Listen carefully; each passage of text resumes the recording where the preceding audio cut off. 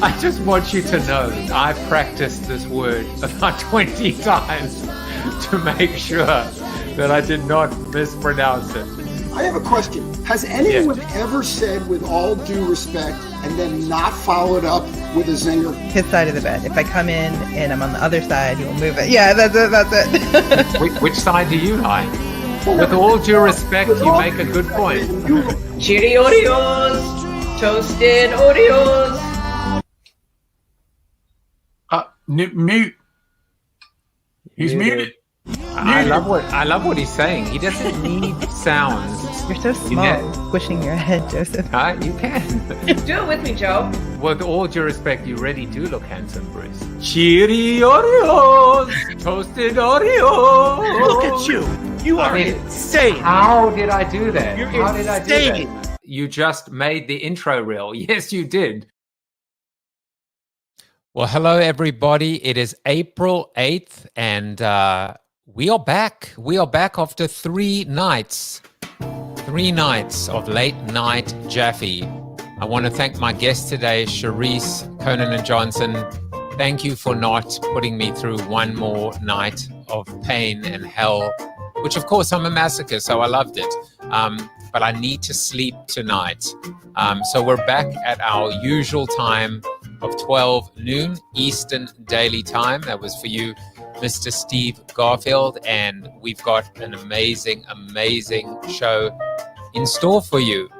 Today is National All Is Ours Day, and I was doing a little bit of research on it, and you can actually interpret it 2 ways. One is to look at nature, look at everything around, and believe, and actually, appreciate the fact that this is ours, that we have the ability to enjoy all these beautiful natural gifts. But the other one is appreciating everything we have. Even when we don't have much, what we do have is a blessing. This approach encourages counting those blessings and avoiding thinking about the things that we don't have. So enjoy the day. Today is National All Is Ours Day. The Jaffe coin could be yours. It's mine. It is ours. Well, if you're part of the community, then it is ours. And it's $2.29 at the moment. So, it's come down a little bit, just a little bit. But maybe now is the time to buy into the expanding, growing Jaffe economy. And if you do, I appreciate it. And I appreciate Charisse Conanan Johnson. She is the author of A Wealthy Girl and managing partner at Next Street. She is my guest today, and we've been having a lot of fun together, going backwards and forwards. She promised me that she would complete the Google Doc on Wednesday, and she did not disappoint, although she left it until about midnight. So I guess I'm the masochist and she's the sadist, but that is fine. That is absolutely fine. Ann Bowman is here, and she loves the jazz. And my mom is here. Hi, Ma. She has not been watching lately because at 9 p.m. is about 3 a.m. in South Africa, and she's forgiven for not tuning in to her son's show about hope, positivity, and optimism. Let's do some birthdays, shall we? We've got Lisa Kaplan, my cousin here in Connecticut, Mr. Jeremy Geiger, and the amazing Roxy and Day Bumadu. Roxy, I hope you're watching today, and I hope you have an amazing day. Also to Tiffany Schlein, to Matt C., to Jan Redmond, John Smith, Mohammed Umar. Hope you guys are doing well and having a great day. It's hard to believe that I've been wishing happy birthday now for over a year. So seeing some of the same people, but also new connections, new friends over the past year. Well, one thing that has stayed the same is the chair. It's time for the seated soliloquy. And today's, oh, look, here she is. Hey, Roxy, I'm so glad you were watching. You are amazing. You are one of my new friends and one of the most amazing gifts, privileges, pleasures of being able to get to know you. And before we get into Get Moving, let's say hello to David Libby, Stephen Rubin. A lot of the regulars are here. Hope you guys enjoy the show and, of course, enjoy the soliloquy. And I hope you also enjoy the fact that we now have soundtracks to the soliloquy. So my guest today wrote an article in which one of her pieces of advice was, get moving. Well, here's my take. Get moving is the procrastination. Get moving is the solution to inactivity. Get moving is the answer to risk paralysis.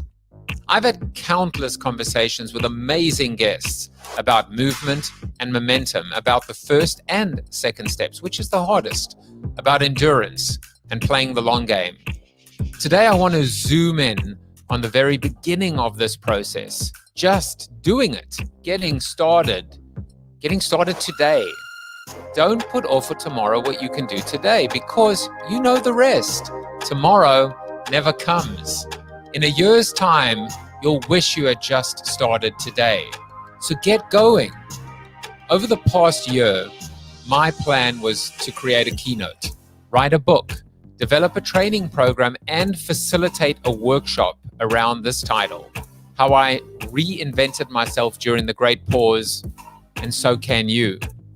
The idea behind this is to take every single lesson, learning, insight, success, and mainly failures, and present it on a silver platter, wrapped in a red bow to anyone and everyone who wants to fast track their way to streaming nirvana. It is not lost on me that at this point, I still haven't written the book, developed the keynote, or launched the course, but then again, I do have this pesky daily show to have to attend to and produce. Or I could look at it a very different way. I've written a book, maybe two, in daily seated soliloquies alone.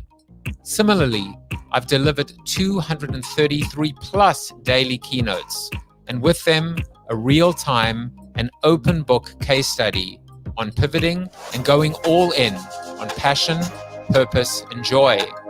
Finally, I've actively worked with both community members and a few clients, sometimes unbeknownst to them, to transform them into streamies. How? Through the practice of participation, involvement, and learning by doing. Most importantly, when I look back at my track record, I see a body of work, a portfolio, an archive, a treasure trove of proofs of concept that don't just say he can host, but prove it. So I want to leave you with one more axiom. If I had known then what I know now, I probably wouldn't have done it in the first place. I'm going to flat out reject that statement and replace it with this one. If I'd known then what I know now, I probably would have started it 1 year sooner. So something to think about. It's all about timing, it's all about momentum, and it's all about just doing it and getting moving. Well, now it's time to get moving with my guest today, Charisse Conanan Johnson, and a little bit of background on her. Charisse Conanan Johnson is a chartered financial analyst, the second in 2 days, and she's the original wealthy girl. Charisse is author of A Wealthy Girl, 7 Steps to Prosperity, Peace, and Personal Power. Charisse is a wealth expert, investor, business strategist, public speaker, and TV personality. She's the managing partner and head of the advisory practice at Next Street and creator of the Charisse Says platform. She has pursued a life of purpose by investing in financial markets, teaching, building businesses, and stepping out on faith. A graduate of Yale University and the University of Chicago Booth School of Business, Charisse resides in Chicago with her husband George and daughter Gabriel. Please join me in welcoming her to the show. Miss Charisse, welcome to the show. Thank you so much for having me. It is just a joy to be here. We did it. We did it. You kind of kept me hanging until midnight, but you produced. You say you're going to produce, you produced. I am a woman of my word and I follow through, which is all about what you said in terms of taking action. I thought about, you giving me a hard time if I didn't meet that deadline. And I also didn't want to disappoint you. And I know you have this daily show, and it takes a lot of planning, it takes a lot of hard work and coordination, and you're relying on me to give you what you need to be successful. And you didn't disappoint. In fact, I'm kind of overwhelmed with all the different angles and all the different ways to, to talk about the things that are on your mind right now and the things that you've written about in this amazing, amazing book. But before we do that, we have to deal with some fun facts about you. Things that we have found out by digging into your archives, by hiring private investigators, or by just reading the Google Doc. So the first thing we found out about you is you read with only one eye. And I mean, does this mean if you read with two eyes, you'd read double the amount? I wish it were that simple. And this is definitely a fun fact about me. It's something that you could not tell, obviously, perhaps by looking at me, although I love this picture right here. And the reason that I read with one eye is that I have a condition known as strabismus, which, for those of you who don't know what that is, it's traditionally known as lazy eye and sometimes crossed eyes. But basically, the muscle in the eye doesn't work as strongly, and your eyes don't see in unison or read in unison. And so one of the other things apparent to this condition is I don't see in 3D. So 3D movies, meaningless to me, and my eye, like I said, can only scan one of them at a time as I read pages. So I've had this condition since birth, and so I've learned to conquer it, and part of who I am is a survivor of this strabismus. Some people can go blind, some people might not recover their vision, but thankfully I had a mother who recognized it very, very early on and got the treatment I needed. But I will always read with one eye, and that's fun about me.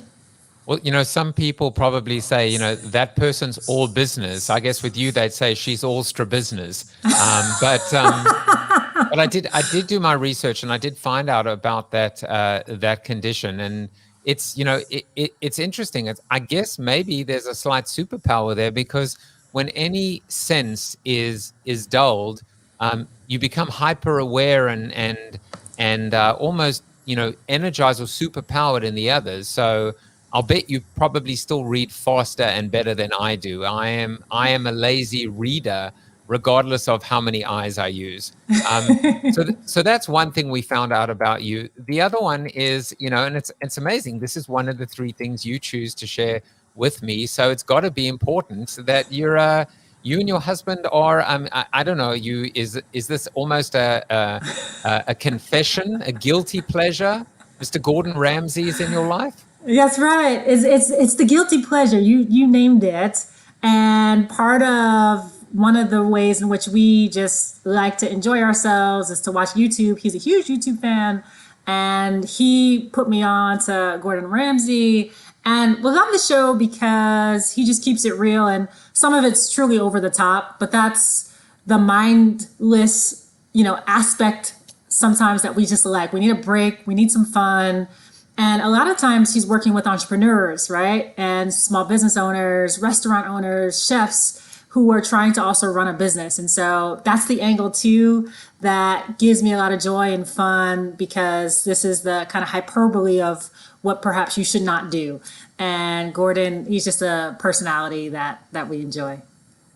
I have to tell you, it's so funny. I'm looking at all the comments, and they're not focusing on your eye. By the way, everyone is basically just looking at your smile, and just saying that you have the best smile in the world. So there you go. I want to tell you a quick little anecdote. I remember I was giving a keynote in Coventry, and we were like, it took place in almost like an old castle or an old manor. Most magnificent grounds I think that I've ever been on. And I was in my room, and I switched on the television, and Hell's Kitchen or Kitchen Nightmares or Confidential, one of his shows. And in the UK, they don't bleep any of the swearing. And I actually watched the entire episode with the swearing as it, as it actually sounds in real life.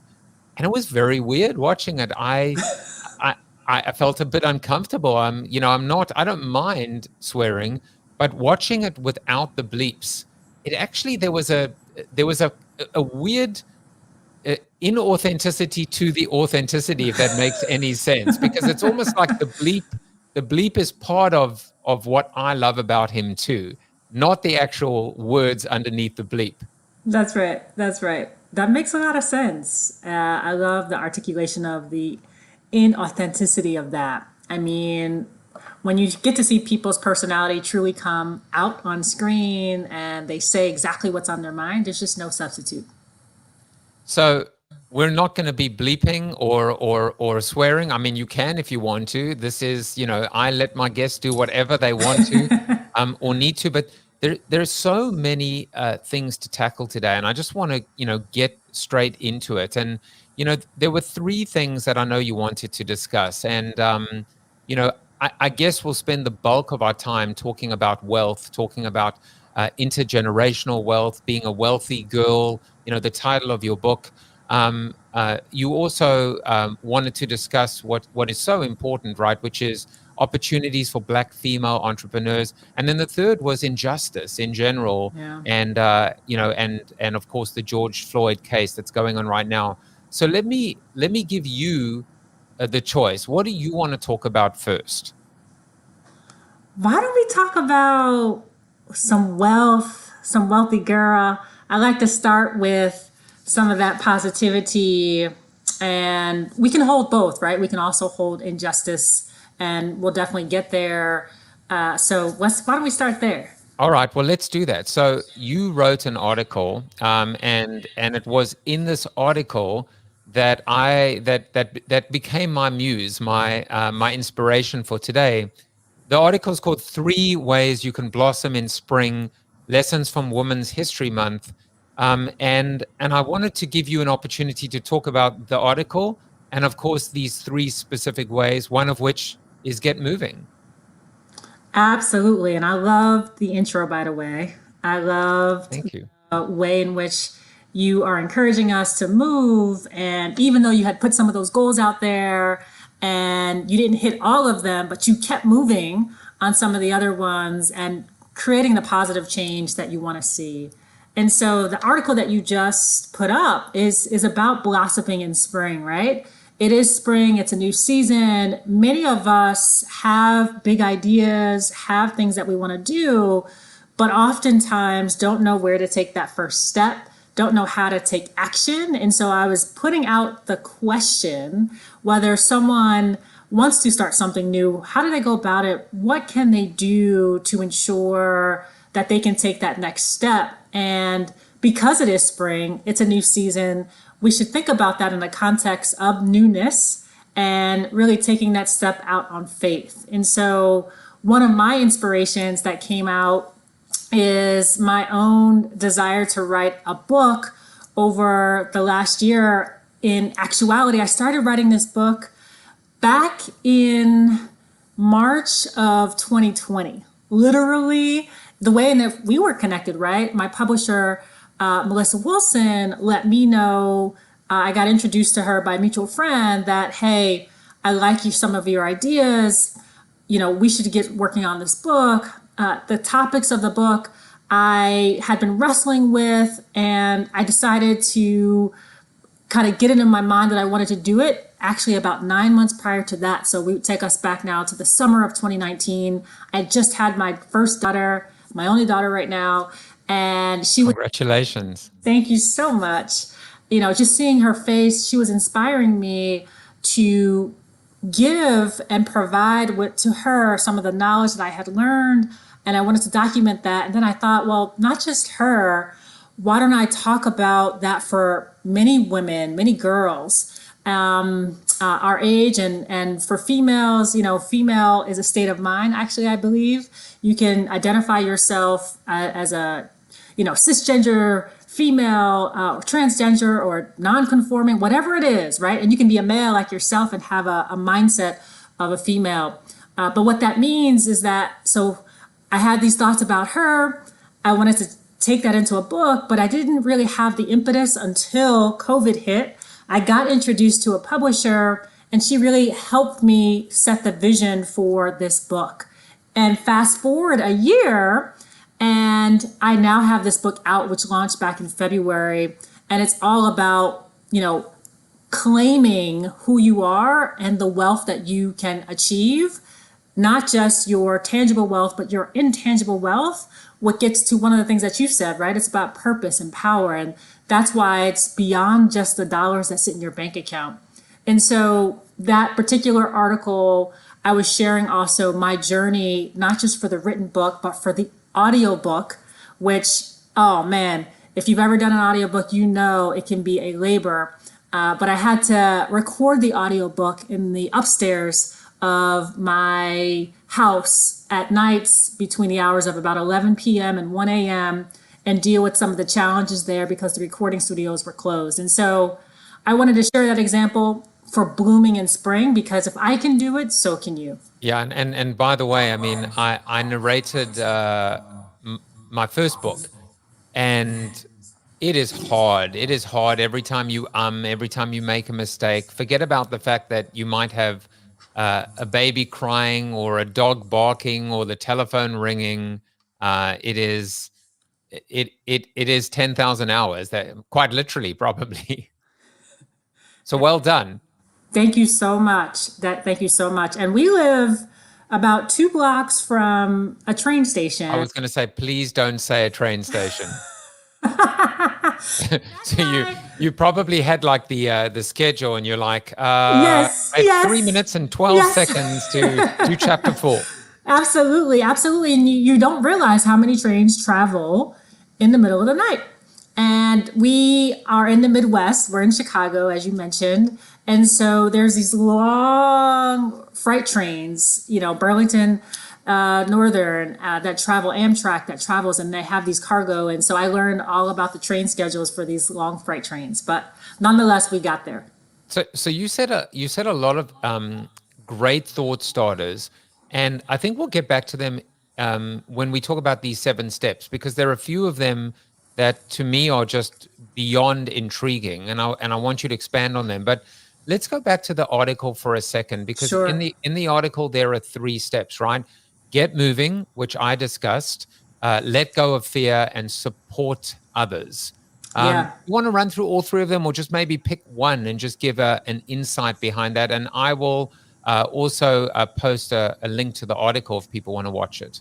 Absolutely. Well, since you touched on the get moving one so eloquently, I'll let folks marinate on that. I'm going to hit on the letting go of fear, because I believe at the heart of inaction is a belief that we are sometimes not good enough, and a belief that because I don't know the outcome, I am afraid to try, and I'm afraid to fail, right? I'm a huge believer of embracing what you don't know today, and a lot of that is called faith.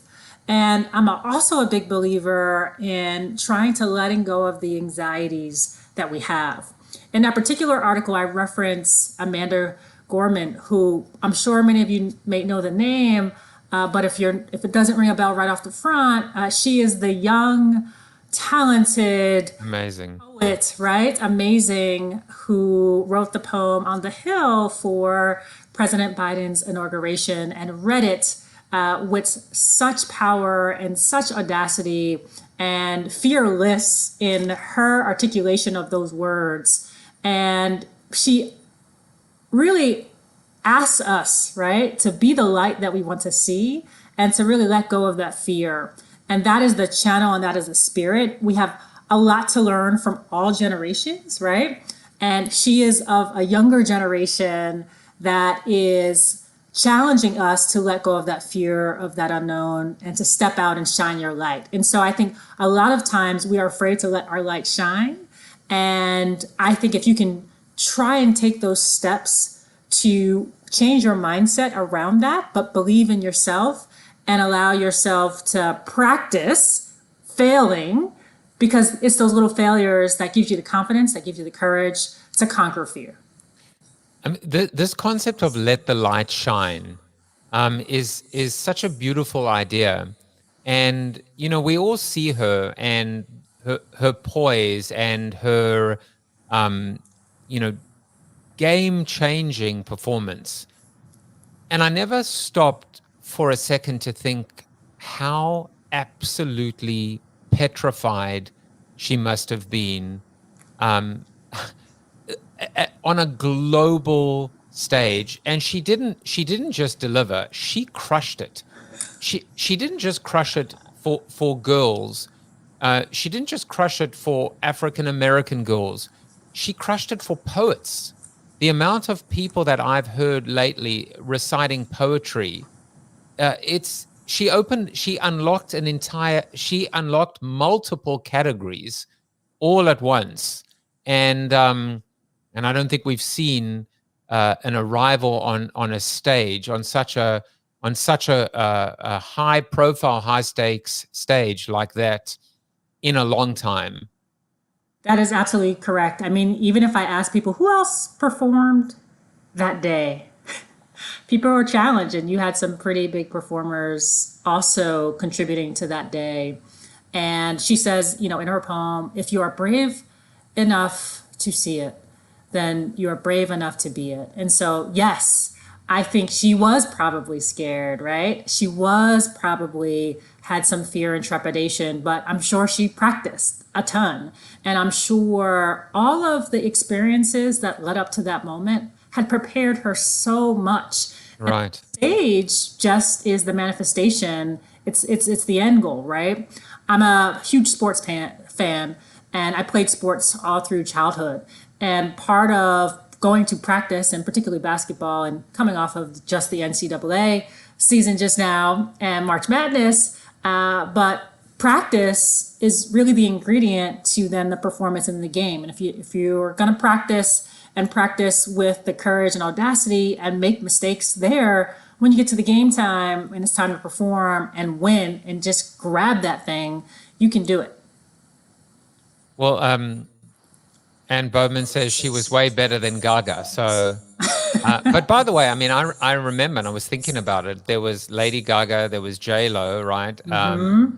But I don't remember any men performing. So there you go. Yeah, absolutely. Maybe there were, maybe there weren't, but they certainly didn't make, you know, that impact. I love that example, and I love, you know, all the P's, which of course are popping, as you saw in the intro. But I spoke about passion and purpose, and I was kind of looking for a third P, and you mentioned the word power, which I love, but there's poise, which we just discussed, but then there's also practice, and I think that's a really important point, which is, you know, for everything that happened, you know, talking about this incredible performance, another P, we never see the practice because it's all behind the scenes. But you can't, you know, talk about authenticity. You can't fake your way to that kind of performance without really, really being great at what you do and putting in the time, right? That's absolutely right.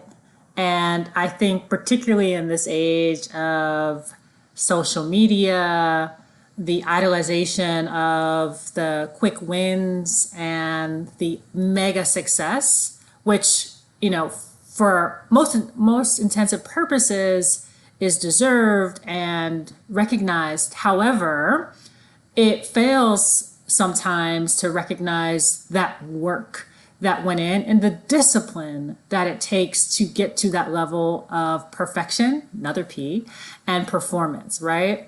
And I think when you put in the time and are disciplined enough to hone in on your craft, which is such important, it's something, you know, I believe wholeheartedly. I spent a whole chapter in my book also talking about it. Working your craft, meaning putting in the hard work and effort to strive toward excellence, to strive toward perfection. And granted, we are not perfect, right? We are far from perfect as beings. And that is okay. It's the journey to perfect what it is we are trying to do in this world and to have the impact that we want to have. And so I think of some of the greatest performers of all time, and one of the ones even that stands out to me is someone like a Tina Turner, right? What's love got to do, right? I mean, she is the epitome of someone who has spent a decade and a lifetime. And sometimes I like to look at some of those older folks too, because you've seen them through different seasons. You've seen them literally over decades, and the work ethic, the constant learning to improve. You might say something a little bit different.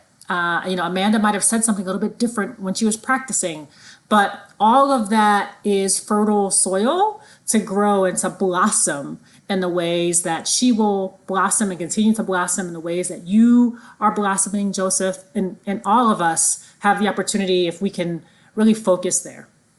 I love what you said, and I always talk about the 2 R's, which is relevance and resonance. And when you look at someone, an icon like Tina Turner, there is the consistency, there is the red thread throughout her career. But if you look and you zoom in, you'll notice also the evolution and the adaptation and the maturation. And as they say, like a good wine, every talent in every form gets better with age. Very appropriate, of course, because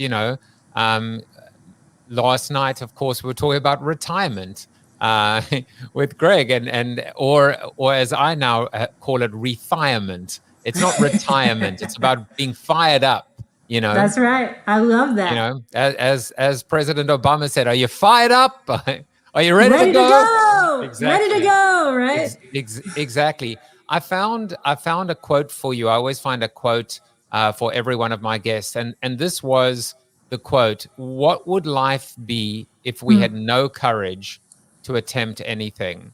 And it talks about that bravery as well. And this was said by one person that you might have heard of before, Vincent van Gogh. He did not read with one eye, but he listened with one ear. So there you go. Absolutely. And let me just dig in there for a second, because I'm a huge art fan, right? And I love that quote because ultimately I do believe we are all purpose here for a unique reason. And just as you are in your 233rd, right, podcast, that is so unique to you, right? And the way that you decided to go about that, and you had the courage to set the stage, to bring in all of these great graphics and like the quotes. I mean, it's just a testament. What if you didn't have the courage to do that? To try certain new things, to create the kind of energy and excitement with different guests. I think we wouldn't be having this conversation now, number one. And number two, other voices that need to get out wouldn't be able to get out. And so it's a song and dance as well. It's your actions affect someone else's actions. And you never know that the courage that you take actually unlocks some of the fear and anxiety that other people have. Oh, thank you for saying that. And, I also love this whole conversation about unlock, right? About unlocking, speaking about, whether it's about Amanda Gorman or even this idea. I mean, I've lent in big time into making sure that the voices and the faces, because this is video, are representative and more representative. And in some cases, I've had to lean in so hard that I fall over, right? That I'm leaning forward. But this is what it takes. And we'll jump to, and then we'll come back to the book, which is fantastic. But you also shared this article to jumpstart America's economy, invest in women entrepreneurs of color. And I was also looking at one of the statistics. I don't know if it was in this article, but I'll read it to you quickly. The financial industry remains dominated by white men today. In the US, women make up only 26% of the executive committees in major financial service firms, and only 1% of the C-suite at financial services firms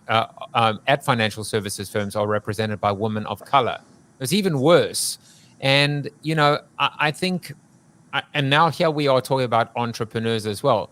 There is, as I said, jobs to be done. There is a lot of work ahead of all of us, and the job isn't going to get done if we don't all get to work and make it happen. And that means taking, I think, explicit steps in order to, the tide doesn't just rise by itself.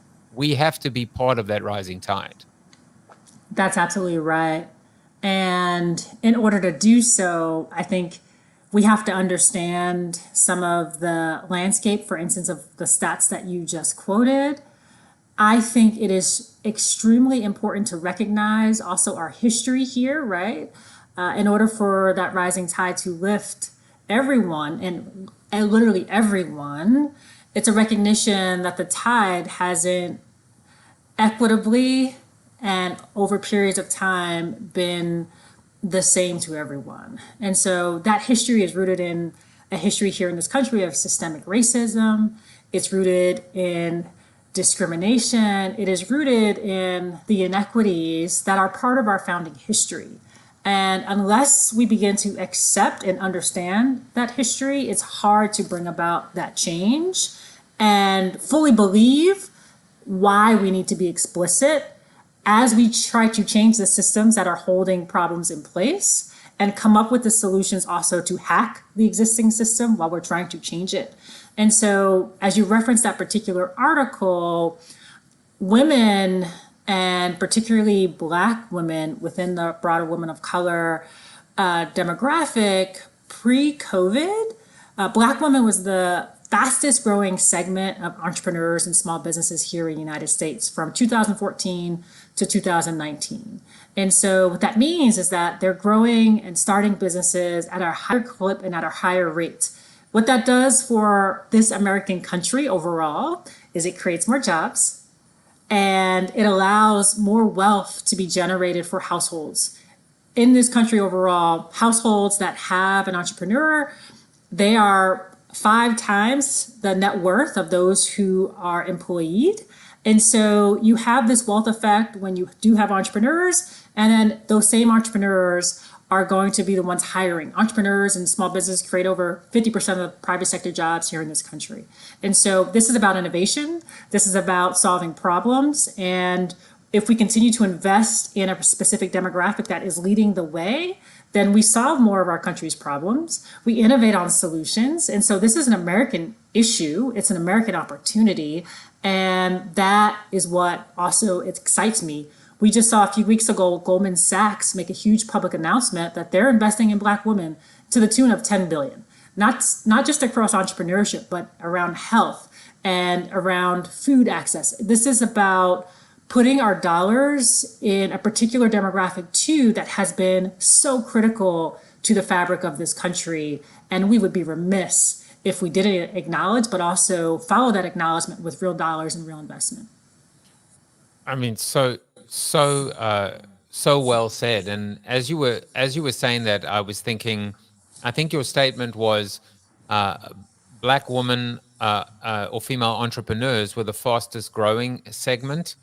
But what has happened over the last 12 months? How has the segment been affected over the events that have paused, slowed down, cut down, etc. I would love to get a perspective from you in terms of Sure. where we are now, right? And is it a temporary pause?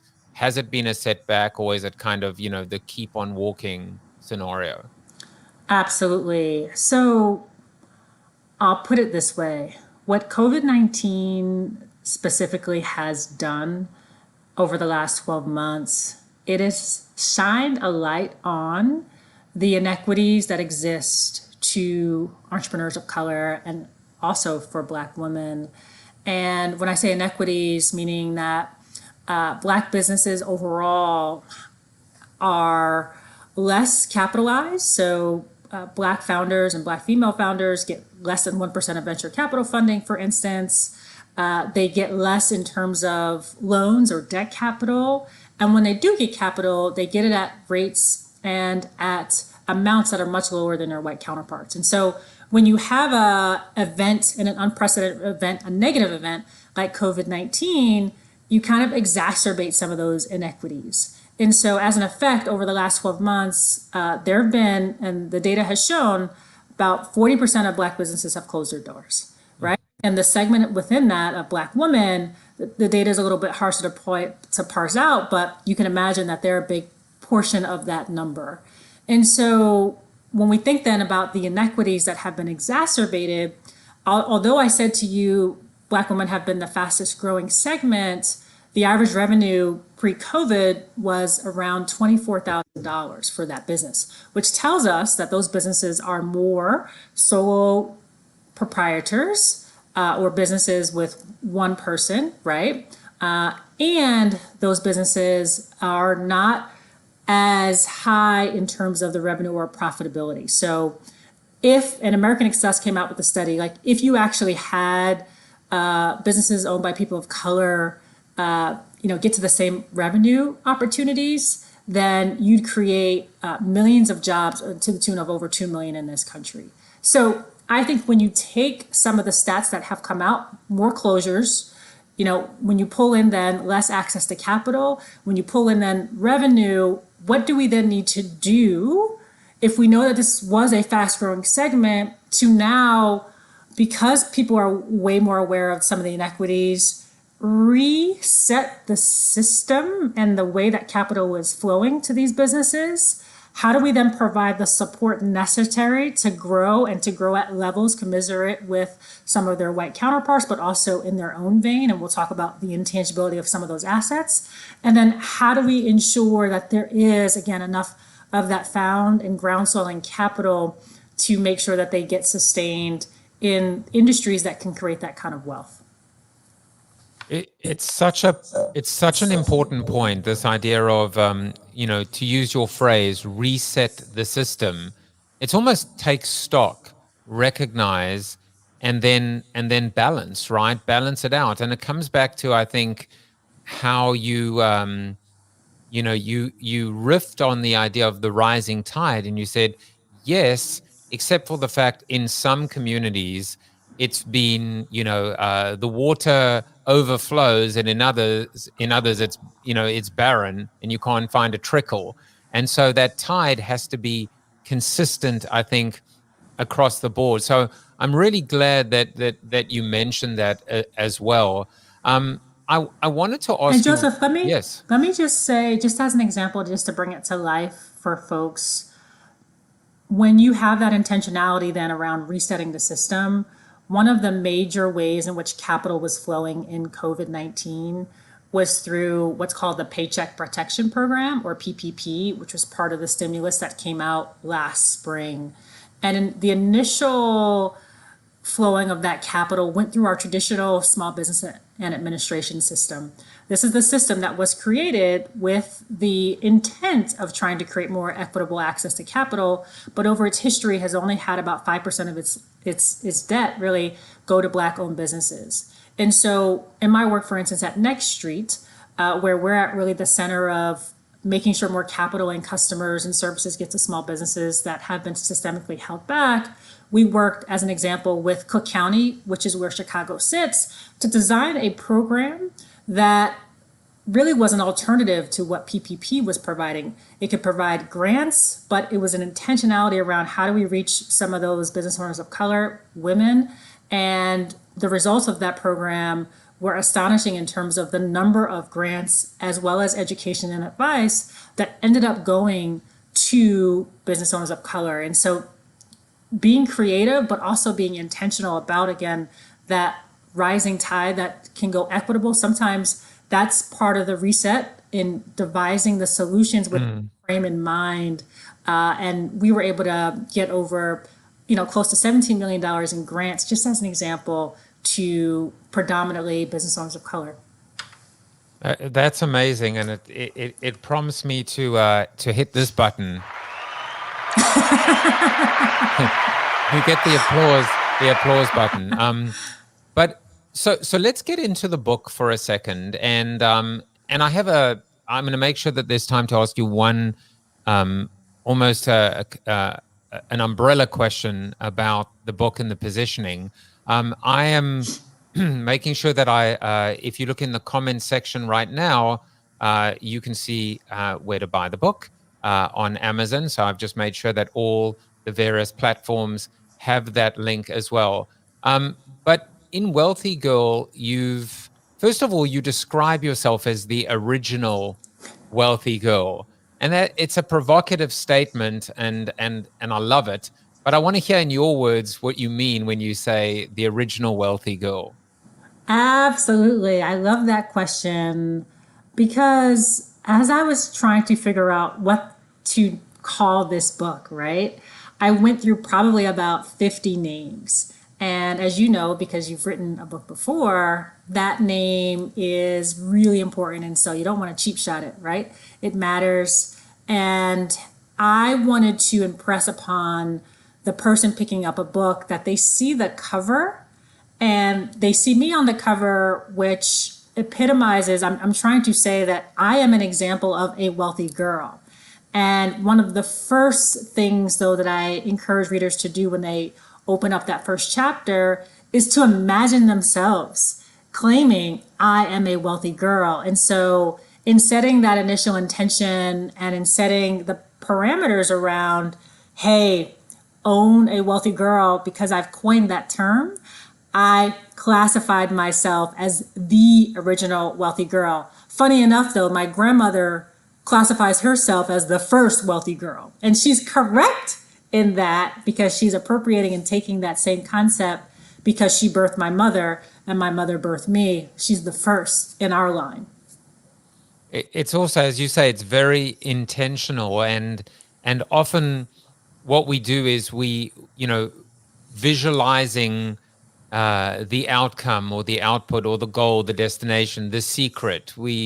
But this is almost going backwards and being able to talk about history, heritage, grounding, but that original ambition. There's a lot of power in being able to put the stake in the ground and say, challenge me if you will, come at me if you must, but I've drawn the line in the sand. I love it. That's right, and own that. I need to embrace that, right? And once I embrace that I am the original wealthy girl and that you can be that wealthy girl as well in your own right, there is, like you said, so much power. And part of that last phrase of the P's, right, is around that personal power. And that's really what I want for readers, to imagine themselves and to personalize being wealthy, because you are wealthy. Everyone is wealthy.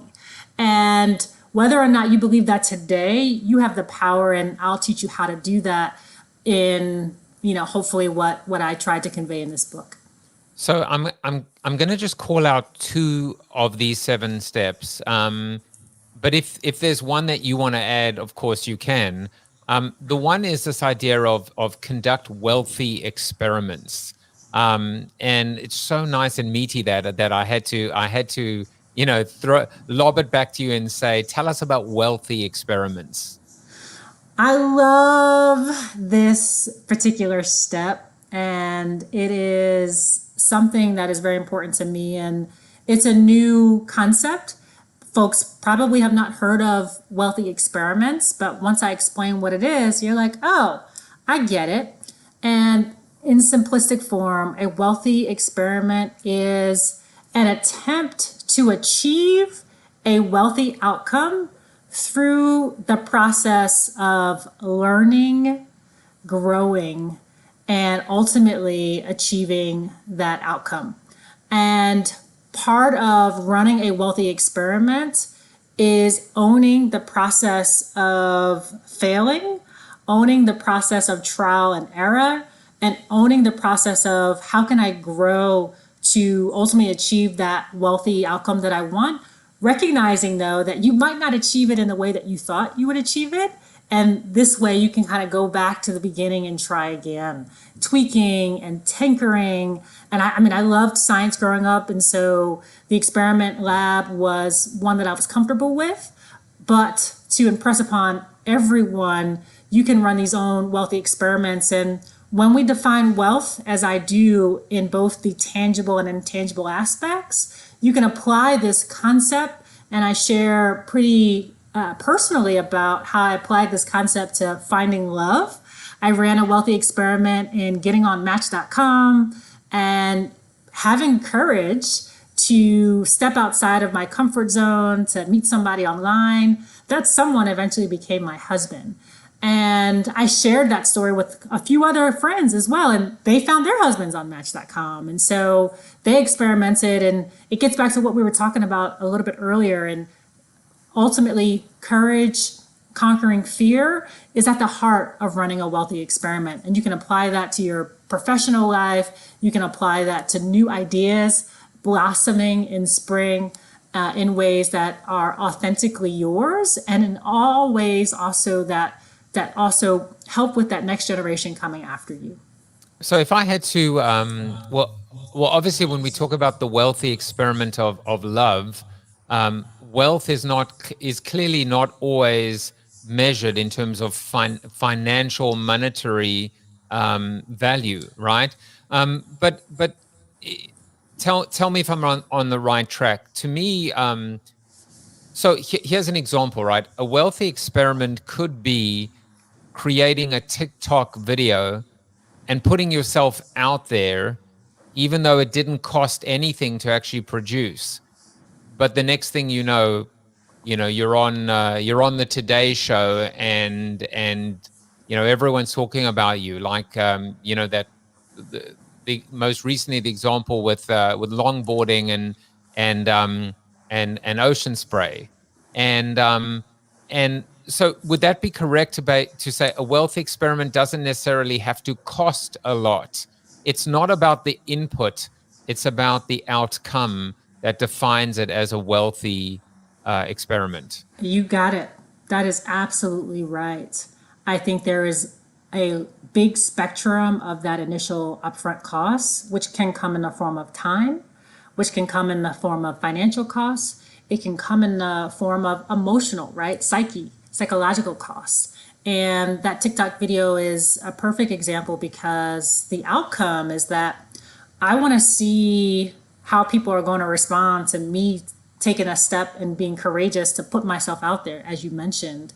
And they didn't know how it was going to turn out, but they got the reception. They learned a lot in that process, and it cost them their time and really psyche of believing that they could take the chance. And so that's why it's so important that courage and conquering fear is at the heart of wealthy experiments, because it is all about the learning and the process to get to that kind of wealthy outcome. And that, of course, was Dogface, as he's known by, who, and it's funny because we might look at the story and think, yeah, that was just luck. There was a fluke. There was just, he just happened to go out there and say, hey, let me take a selfie video of myself, just slugging cranberry juice or whatever the case may be. But again, what we don't see is the planning. What we don't see is the premeditation. What we don't see is the practice as well. Oh my God, 3 P's again: planning, practice, and premeditation. And I can't get P's out of my head right now. I know. And I love the premeditation one. I think that one is so important because, as you and I probably all have, we're creatives to a certain extent, right? And constantly thinking about ideas that we can bring to life. And you're in your head a lot, or you're writing those ideas down. And so you're premeditating as a form of planning. Can I do it this way? Should I do it this way? Oh, that's a great idea. And so there's just back and forth that is happening in order to then eventually bring that outcome to life. So I have one more of the steps, which is called building a faith muscle. And those are the two that just leapt out at me. I would love to hear a few thoughts on that. And then I told you I have one wrap-up question that almost is like another bow around this whole wonderful conversation. Wonderful. This is one of my favorite steps. And so I appreciate that you called it out. Often we think about wealth, we might not immediately think about faith. And I want to challenge us to put this on the docket as one of those intangible assets that you have the opportunity to grasp hold of. If you're saying, well, what is faith? How do you define it? And you should know that I am Christian in my background and Christian in my own faith, but faith is a concept, I think, accessible to all, no matter where you fall in your own spiritual or religious or non-religious journey, because at the end of the day, faith is really about hope in a more secular kind of vernacular. And faith, the idea of it is that you have assurance in an outcome that you cannot see, and confidence that you can actually achieve it.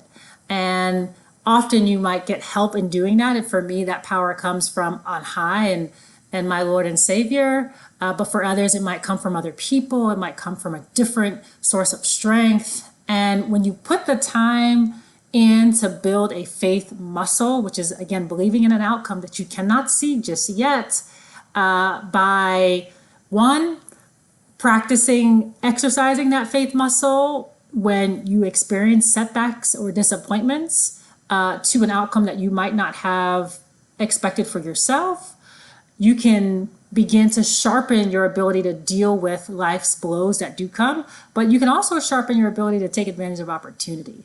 And that's such an important part of that faith muscle, because you've built up the stamina. And again, I go back to the sports analogy and training yourself in order to do so.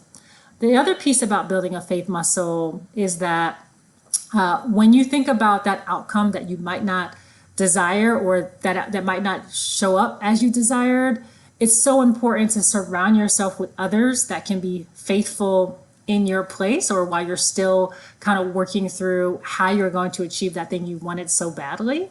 I share a personal story on my own journey to conceiving my child, and how I needed to rely on the prayers, but also the supports of other people when it was hard to see and envision myself being a parent, because it wasn't going so well, at least in my own timetable. And I want to encourage folks out there, for the things that you want so desperately or so badly, to one, surround yourselves with the support, but also recognize that things might not happen how you want them to happen or in the timing that you want them to happen.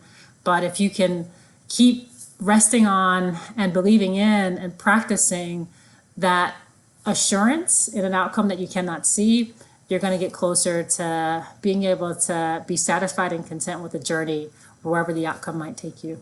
Right. And again, it brings us back to, point number 3 of that article you wrote, which is support others. One of the 7 steps is called being a girl, right? That's actually one of the steps, being a girl. And I think you started off today saying that being a girl or have feminine qualities is not necessarily something that is just, for girls. But I did want to ask you that question, which is, I think of like Fearless Girl down at Wall Street and the choice of the word girl versus woman versus female versus lady versus different, feminine synonyms. Why is it important to talk about girl, wealthy girl? Yeah. So a couple of things I will say here is, in this current day, and I'm just over 40, and I'm proudly, say that. And I will say to my friends who are my age, girl, did you go see that movie? Or girl, can I get one of those movie tickets when we get back to the movies? And so girl is a vernacular that we use and I use in my culture with other females that are my age. So it's boundless in terms of age. And I've heard my grandmother use the word girl. So I didn't want that to constrict us, right? And I also wanted my young daughter and the younger girls coming up. It's funny, one of my nieces, who is about 9 years old, saw a picture of the book on the table that my god sister had, and she said, "Mommy, like, wow, Auntie Charisse, she's on a book, and I'm a girl too." And it blew my mind. I mean, it was what I envisioned, that young girls would see me or see others and see themselves, that I could be that too. And so I wanted that intergenerational span, that you can be that girl. Woman to me was just a bit stuffy.